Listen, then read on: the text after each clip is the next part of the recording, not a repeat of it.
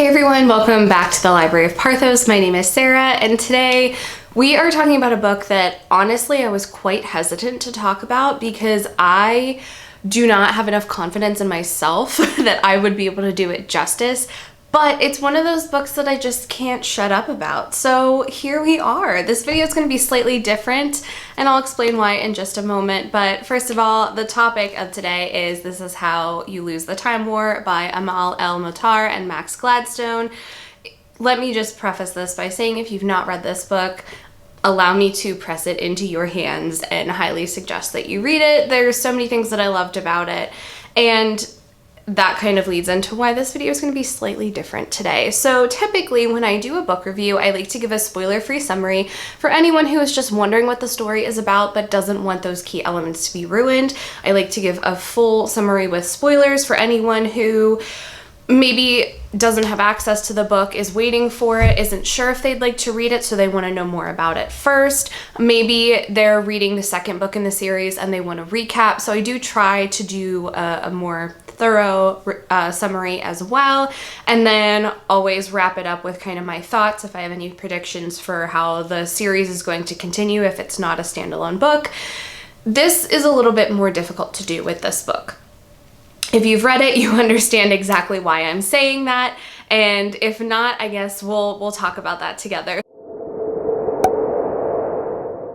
So the way that this story is written, and I guess this will kind of dive into my spoiler-free summary, which will be just a very quick blurb about the story.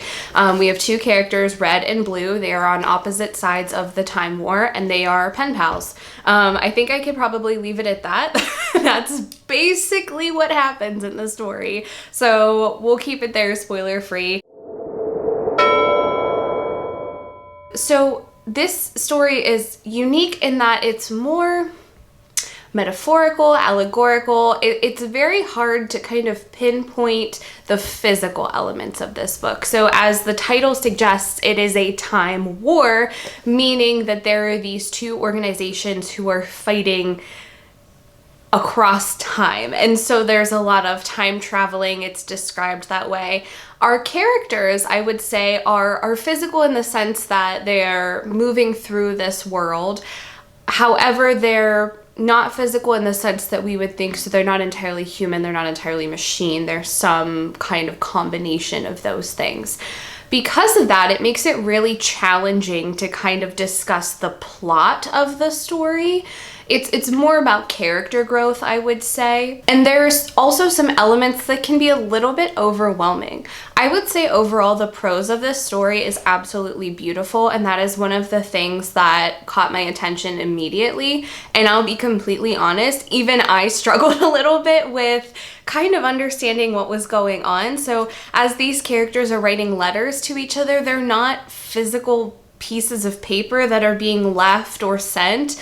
They're like written inside of a feather, and you have to, or like they're written on seeds and you have to eat the seeds to get the message. So it's a lot more complex than just they're writing letters to each other and sending them or leaving them in a place that they can find. So with all that said, what I wanted to talk about with this story is kind of the overarching themes in this book. I think that there are two that really stuck out to me, and I wanted to talk about those today. I'm sure that there are others that I'm missing, and so if you had other interpretations of the story, if there were other themes that stuck out to you, please let me know in the comments. This is a book that hubby recommended to me. It's been on my radar for quite some time. He finished it, absolutely loved the prose. I believe it was one of his 5-star books for this year, and pressed it into my hands. We did a little bit of a swap. I said I would read this, and I gave him one of my favorite books, which is Your Blood, My Bones by Kelly Andrew. I do have a full review to that I can link if you're interested, and I'm still waiting on him to read that one so that we can discuss it. This is one of those books that reminds me of high school or college literature classes where you are really digging into the material as deeply as you can with the time that you have, and so I'm really wanting to do that. So If you have any thoughts, if you have any interpretations of this story, let's chat about it in the comments. That would make me so, so happy. So with that being said, let's kind of dive into this story a little bit more. So our two main characters, Red and Blue, are on opposite sides of this time war. Red is working for an organization called the Agency, which is much more like machine heavy, technology focused. Red is part of this hive of intelligence, I would say. She is able to function independently of that hive. She's able to think for herself, but she is ultimately tied back to that. On the opposite side, we have Blue, who works for an organization called the Garden, and they are much more plant focused. And so this kind of brings me to the first of the two themes that really stuck out to me in this story, and that is this kind of constant battle we have in the environment between machinery and industrialism and our environment. So throughout history, I feel like we've had periods where we've gone through the Industrial Revolution. Everything in the last few years has become much more technology focused, machine dependent, and in doing so has had a negative impact on our environment. However, if we kind of look at the long-term effects, to kind of illustrate this point, I think about moss in particular, which honestly was not really on my radar ever, other than, you know, if you're in the woods, it's everywhere. If you're hiking, you can supposedly use moss to find the direction that you need to go. Not really a plant that I thought much about until I had a friend kind of point out how powerful moss really is. Shout out David for the moss information. So when you think about it, like moss and plants in particular are able to grow through this industrial world that we've created. I mean, just the other day I was walking out in my driveway and I, for the first time, kind of really noticed how badly I need to seal my driveway because there are plants coming up through the asphalt on the driveway. So I think thinking about that, thinking about how oftentimes plants will grow through cement, those are really hard, strong substances that over time become weaker and the plants are able to grow through those. So I think the overarching theme that I kind of got from this story was this constant battle between industrialization and our environment, and how at different times one can kind of take over versus the other. And so in this story, we have these two characters, Red and Blue, that we've already talked about. They are constantly sent to outwit the other one, to clean up the other one's mess. And that's kind of how this whole conversation begins. Red, we're introduced to her first. She is kind of wrapping up some event in history that she was a part of, and she finds a note from Blue that essentially says, hey, you did well, but I did better. And all of these plants and things are growing over all of the work that she did. Early on, it's established that we're at a stalemate in this time war, and there's not really a whole lot that can be done to change that. So it's just constant battling, constant fixing what the other side has messed up. No one's really getting anywhere in this time war. And I think that really speaks to our greater world in particular. We go through these phases of industrialization. We go through these phases where we're focused on the environment. And honestly, no matter what we do, the environment is going to kind of continue and thrive, and we're always going to find new ways to automate and to use technology to our benefit. And it does kind of feel like we're stuck in this stalemate of nature versus our own design.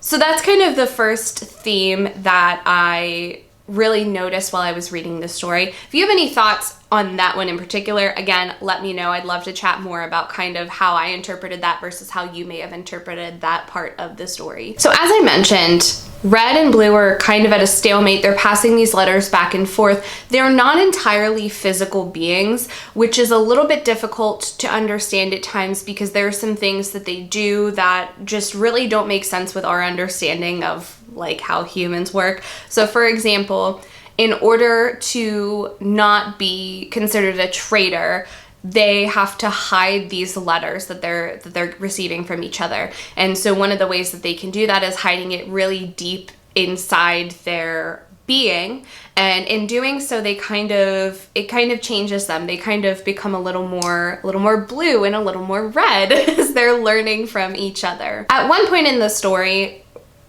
this correspondence isn't necessarily discovered. It's discovered that Blue is attempting to correspond with Red. The agency never fully finds out that Red was corresponding back, though they do kind of find out that they have a strong relationship than they initially thought.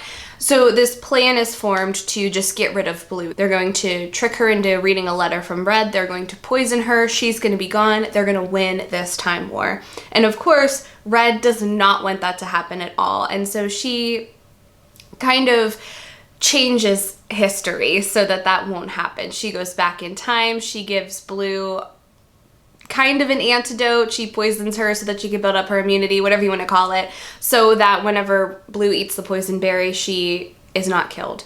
She is just momentarily weakened. The agency thinks that she's killed, but she's not. She wakes up, and the story kind of ends with, as I said, they kind of become more of each other as they are reading these letters, hiding these letters, talking about feelings and sensations that maybe one has experienced that the other hasn't. There's a lot of talk of hunger and kind of not really understanding what hunger is or what that might feel like, but then maybe learning that as the story goes on. Blue suggests, what if we just try to kind of build a place, make a bridge where we can not necessarily defect to each other's sides, but just be with each other somewhere that's not agency, that's not garden.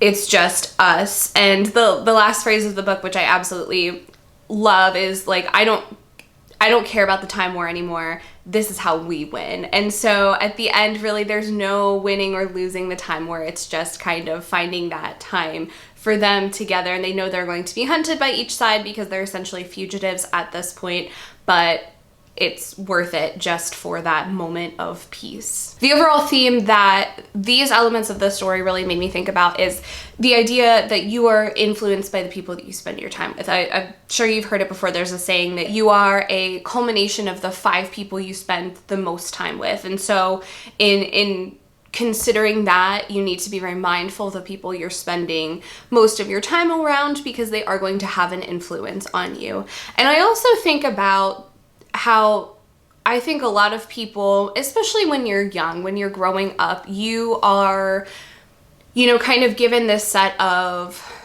values, beliefs, ideas, opinions of the people around you, right? Your families, where you're growing up, your community. And then as you get older, you adopt a lot of those values that you find important and those beliefs that you find important. But then also, as you are exposed to the broader world around you, you realize that maybe there's not a right or a wrong answer. There's not one way of thinking. There's not a good and a bad at times. And it changes you, and it influences you to think differently and be more empathetic about what is going on around you. I think in the United States in particular, there's a lot of division politically, especially right now and in the last few years. And I think when you are a kid, you grow up and you have this opinion that is the people around you, and then you experience more of the world, you get to know more people, you do more of the research and the digging for yourself, and you find out that, first of all, people who have a different opinion, it doesn't mean that it's bad, it's just different. And second of all, maybe you start to change what you think a little bit. And so I think that is the case with these characters as well. We have Red and Blue, who are, in this case, I would say that they're reluctant participants in the time where they don't really have a choice, right? They're just excellent at what they do, and they want to continue to be excellent because they don't want to be kind of just discarded, but they don't really have any stake in the overall war itself.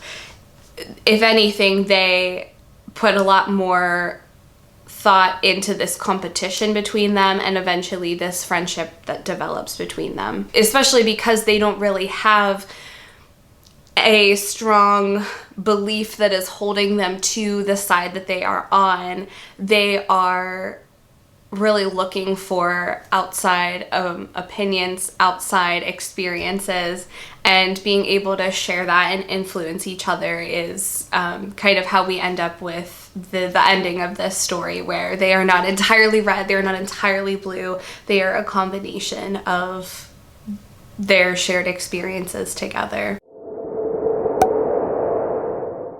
And that, my friends, is This Is How You Lose the Time War. So just to kind of wrap it up, as I said, I don't know that I did it any justice. I don't actually know that I made any sense at all, but I do know that I enjoyed this book so much that I wanted to talk about it, and I wanted to encourage others to read it as well.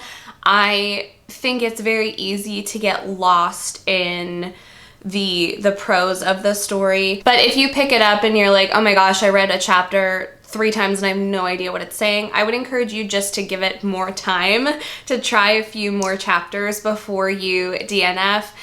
It does take a minute to understand how the author is describing things, because again, it's all like a metaphorical world. Nothing is truly physical, and so it's really difficult to kind of wrap your head around those moments. But overall, highly recommend. I have not read anything by either of these authors before, but I am definitely interested now. I want to check out more of their works. So if you have read anything by Max Gladstone or Amal El-Mohtar, please let me know what you recommend, what books that you've read of theirs, how they compare to This Is How You Lose the Time War, and I would love to add those to my TBR. So as always, thank you so much for watching. That's the end of this video, and I will see you guys soon. Bye.